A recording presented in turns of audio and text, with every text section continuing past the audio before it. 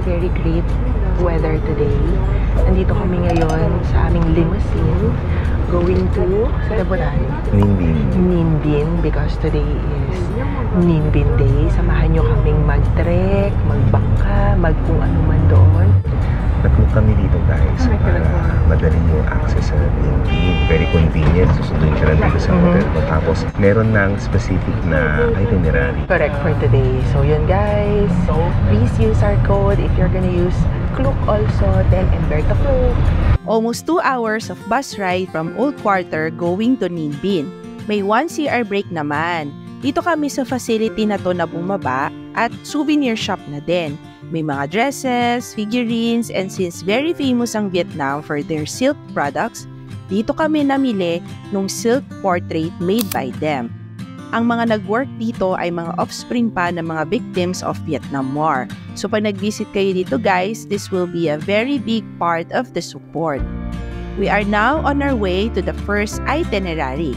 Siguro guys, kilala nyo kami bilang nagdi-DIY, pero try naman namin ngayon sumama sa mga tour. It's also a great experience, you know, meeting other lahi, ganyan, talking to the, to the tour guide. You just stay there. Hawakan yun niya. Tapos ito, ang significant dito, nila to parang battleground nila to na maraming mga limestones mountain na nagpo-protect dito kasi nga ito yung unang-unang capital nila. Thank you. Ito guys, yung ticket namin. 20,000 dong. We are going in. Okay. We are now on our way to the first itinerary. This is Hoa Lu Ancient Capital. Pagpasok sa Citadel, ang galing nung tourist guide namin sa history ng capital. Ang dami na niya agad na kwento. And since pagpasok sa temple, bawal naka-shorts ha, pero may free use naman of the skirt. Ang ganda sa temple guys.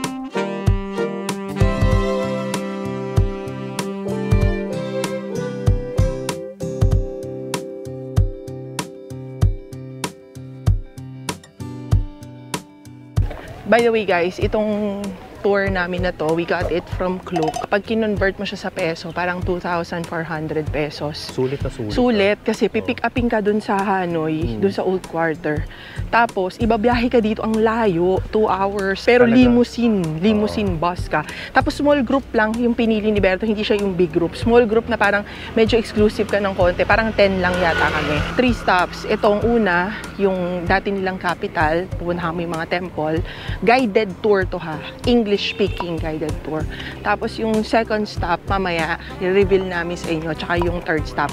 Pero, meron nang included na buffet lunch. Tapos ihatid ka rin pabalik doon sa Old Quarter. Biruin mo yung 2,400 pesos mo, isang buong araw. Kaya, ang layo ng narating nun, diba? Amazing guys. Sabi ni Towa, ng tourist guide namin, hindi talaga ganun kaganda yung public transport yes. dito. Lalo na yung bus, yung train. Kaya wala talagang good decision na nag-ano tayo, no? Nag-Klook tayo. Oo, kasi mapipili mo naman yan May hindi naman talaga always applicable. Yun yung maganda. Ayan, pag nag-Klook kayo guys ha, just use our code then Umberto Klook. Pag DIY namin to, mahirap ang pumunta pero saka hindi natin malalaman yung kwento. Kaya nga. Diba? Malaman mo yung kwento, pero hindi siya real time kasi lahat naman ngayon nag-google Pero sabagay, hindi siya yung papunta ka dito, tapos ikukwento, mafe-feel mo. Parang part of it, doon ka na-i-immerse Kaya, kapunta pa lang kasi kami dito, talagang kinukondisyon na kami about the history. May mga backstory na si Sir Towan. Tapos guys, dito sa Vietnam, kapag ikaw ay isang royalty, pwede mong gamitin yung dragon. Dragon na anything, emblem, gold, kung saan ididikit sa katawan mo. Maglalagay ka ng statue na dragon, pwede. Pero pag hindi ka royalty, papapatay ka nila. Hello? Oo. Pag ginamit mo yung dragon, papapatay ka nila? Oo, kunyari naglagay ka ng dragon sa bahay mo, hindi ka naman royalty. Kaya pag nakakita ka ng mga dragon, exclusive lang yon sa mga royalty. Kaya nga nakainina, sabi nga yung bed daw niya, dragon bed. Dragon bed, dragon hat, dragon crown, dragon, lahat. Charot lang yung ipapapatay. Joke lang yun, hindi ko alam. Hindi ko alam, pero parang yun. Di ba sa offensive yun, tapos criminal siya. Pakipakukulong lang. Makukulong O pa. fine lang. Hindi tayo sa bus. tayo sa bus! Ito naman ang lunch natin guys sa Go Asia Restaurant. Marami namang choices at syempre hindi mawawala yung mga gulay, nakakabusog and yet sapat na sapat for the whole day journey. Kain na kami ng lunch, buffet lunch yon. Okay Dito naman na yung kami. pagkain. Masarap naman siya. Sarap naman. Nandito na kami ngayon sa second activity for the day. Magbo-boat ride kami sa Trang-An. Samahan niyo kami! Alam nyo guys, dito papunta ka pa lang sa Trung An Scenic Landscape Complex. Pinaghandaan na talaga ng Vietnam tourism, as in, marami ka nang makikita. Parang ang may museum na dito sa underground Wow! Wow! Ang ganda niya! Ang ganda!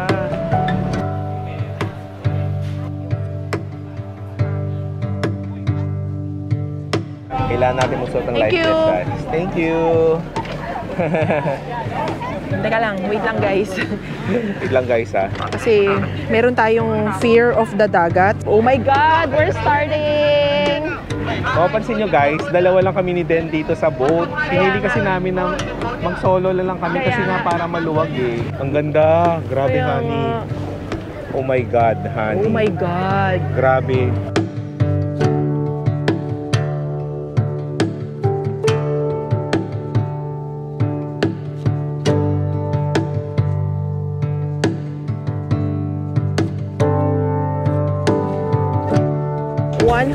.35 p.m. ngayon. Don't forget, pag pumunta kayo dito, just bring your hat, bring sunblock, kasi it's an open field talaga. May reason kung bakit walang bubong yung mga bangka. Kasi papasok doon sa mga cave. Merong payong dito that you can use for free. Yon, while mesmerizing. This route pala, guys, ay different from the other routes. We chose Route 4 kasi mas bago. Yung difference kasi nila guys, pagka Route 1, more on the river siya. Oo. Pagka Route 3 naman, more on the caves. Meron dun isang cave na halos 1 kilometer daw. Oo. Yung Route 2, in between ng Route 1 and Route 3. Yung Route 4, parang pinagsama-sama lahat sila pero mas maikli. 1 hour and 30 minutes to 1 hour and 40 minutes lang. Kaya Yes. yun yung pinaka-best. Yun yung Ang pinaka-best. pinaka-best, no? Best Kasi, na pinaka pa. Hindi, ang sabi nung guide namin, parang if you're gonna spend a lot of time naman na makikita mo ay pare-parehas lang, Tama. parang sayang yung time. Oo. So, doon ka sa pinaka-maiksing route, pero hindi siya tinipid sa mga pupuntahan. Exactly. Kumbaga, you can still, feel what it is to be felt dito sa Trang-An Lake. Tama. Yan.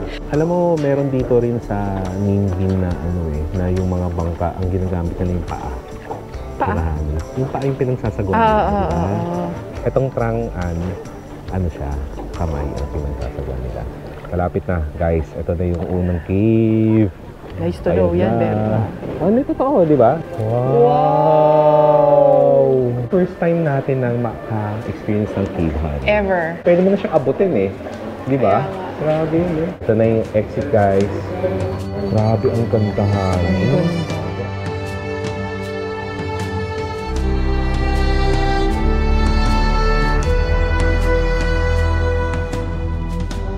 Guys, ito nga pala, after nung first cave, merong temple dito. Pero hindi namin alam kung magsa-stop. Parang hindi, kasi hindi nagsa-stop yung mga tao Oo. dito. Siguro dadaanan lang namin. After nung unang temple guys, meron na naman tayong papasuking kuweba. So yun guys, if you're feeling like parang claustrophobic ganyan, or isama mo pa yung feeling na hindi ka marunong lumangoy, medyo, ano siya eh, may ganung weird feeling or eerie feeling. Pero kung sanay ka at very adventurous ka, i-go mo siya. Syempre, pag napanood mo na tong vlog na to, mafe-feel mo na yung nafe-feel kung ano talaga. Pero grabe ito, maze guys. Grabe. Paes. Paes. Paes siya. Kunin ko pakita ko yung paes. Yan. Oh, grabe oh. Ang galing. Parang makahawakan mo na siya eh, no? Kaya nga. Ani, ito yung ano. May mga mukha. Oo. Oo. Ito yung nakagitna na structure do sa lake. Dito tayo lalakad, honey. Tingin mo. Ito naman guys ang first and only temple na bababaan namin from the boat tour. Nakapag-explore kami dito ng kaunti ni Berto.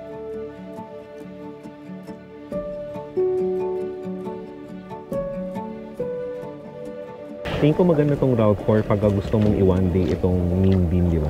Oo. Kasi nga, merong mas time. Kaya nga. Itong Route 4, sakto lang siya talaga eh. Oo, hindi Kaya- ka masyadong nagbababad dito. Kaya- Pero hindi ka naman bitin. Tama. Ito pa rin yan eh. Oh. Ang Naikot mo pa rin siya. Tama. Ang pinaka maganda talaga na itinerary, unang-una, yung Citadel. Oo. Diba? Pangalawa, ito. Tapos pag magkahapon na kasi, Paluwag doon ka na yung naakit ng araw. doon ka naakit ng hill. Hill ba yun o bundok? Bundok yun. Naalala niyo yung Chorito Pagoda namin, yung unang-unang vlog.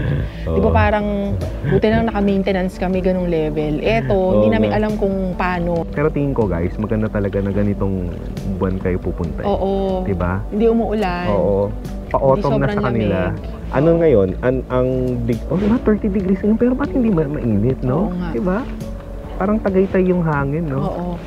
Guys, Grabe nandito yung na tayo. katapusan natin. Katapusan na natin. Grabe yung katapusan natin. Mali yung term. Tapos na yung na. ating boat tour. Ayan. Guys, alam nyo, ito yung isa sa pinaka-memorable ng mga tours na Tama. nakuha namin. Kasi nga, di ba, kilala nyo kami as Den and Berto na puro DIY. But Oo. for this case, we chose to avail a tour, group tour, para ma-experience namin to. Kasi I think it would be very difficult kung pupuntahan mo siya as DIY. Although, feasible naman siya. Pero itong masasabi kong tour na to sa Vietnam, ang isa sa napakaganda. Ganda. Walang tourist trap. Oo. Hindi kanya ipupunta sa isang lugar where you can stay super tagal para lang mamili doon ng kung ano exactly. man or what. Oo. Ito talaga lahat ng pinuntahan, sulit. Sulit. Sulit talaga yung Oo. pera. As Saka, in, oo. talagang pinag-isipan ng tourism ng Vietnam kung na para sa paano- turista talaga. Oo, kung paano Na ma-appreciate. ma-appreciate ng tourist yung kanilang Oo. culture. Itong boat ride na to, mako-compare ko to sa experience na hindi ko talaga makakalimutan. Parang yung Mount Fuji, parang yung umakyat kami ng Great Wall ni Den. Correct. Ito, mako-compare ko talaga. Very memorable to. Very Hani, sa memorable. atin. Kung kayo ay magvi-visit ng Vietnam, although hindi pa namin na-try yung Halong Bay Tour, eto sa tingin namin yung isa sa mga lalaanan yung araw. Tama. Isang araw, one whole day of Ninh Binh. Tama. Napakaganda.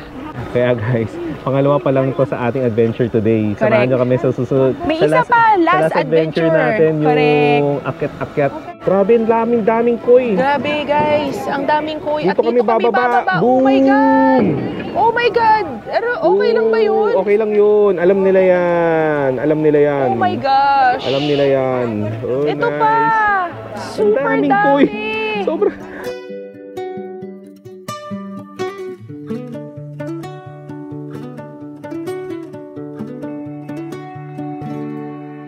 This is our last stop and main highlight of the tour. Niready namin ang mga muscles namin for the hike and yes, hydrated kami before going up. Nabilang mo ba kung ilang step? Hindi pa. Parang 24 pa lang to eh. Ilan ba ito? 500? Wait. Pahinga.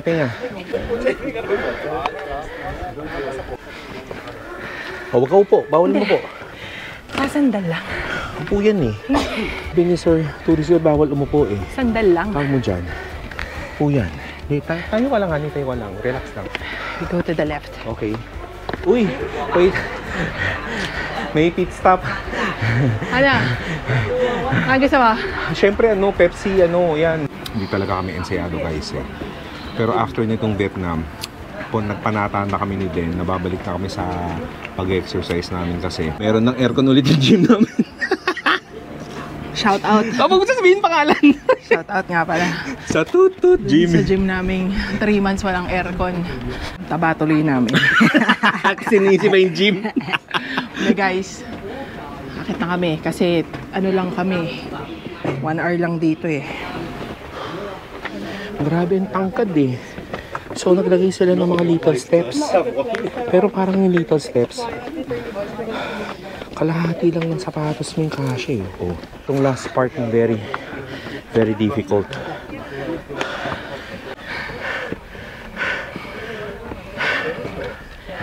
The minutes. Next, 21 minutes.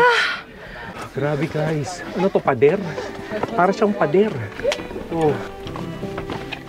Hey guys, we made it. 500 plus steps. Kaya nga. Sobrang tarik. Kala mo, mountain climbing, wall climbing to be. Lumaban kami dito. By the way, nandito kami sa yan, narating na namin itong Lady Buddha. This is on the left side of the mountain. Yung right side ito, ayun yun yung peak nun. So, pag narating mo to, worth it kasi kitang-kita mo lahat. Pero pinakasulit talaga nice. dito guys yung landscape kasi perfect yung position ng river tapos yung group ng mountains. Grabe. Alam mo, feeling ko ang ganda. Alam mo, ganda talaga. Alam mo, sunset o sunrise, perfect tong area. UNESCO's World Heritage din to guys. So, tingnan natin ha. Pero ipakita muna namin yung buong kabuuan nitong taas na to.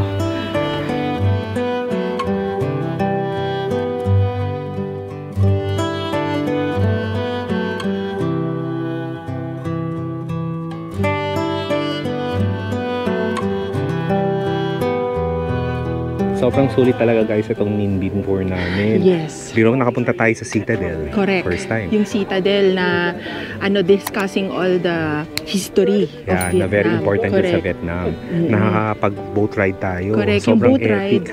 Tsaka yung mga yuko-yuko natin doon sa mga caves. Grabe, first time naming na-experience yun. Kung akala nyo, epic na yung Citadel, epic na yung boat ride, wait until the very end. Ito yung highlight ng tour. Kailangan nyo lang talagang akyatin. Yes. Pero makikita nyo talaga, sulit yung pag-akyat nyo dahil itong landscape talaga. Tsatsagain nyo talaga na iakyat. Oo, napakaganda. O yun guys, if you find this video very likable, please like and share. See you on our next video. Bye!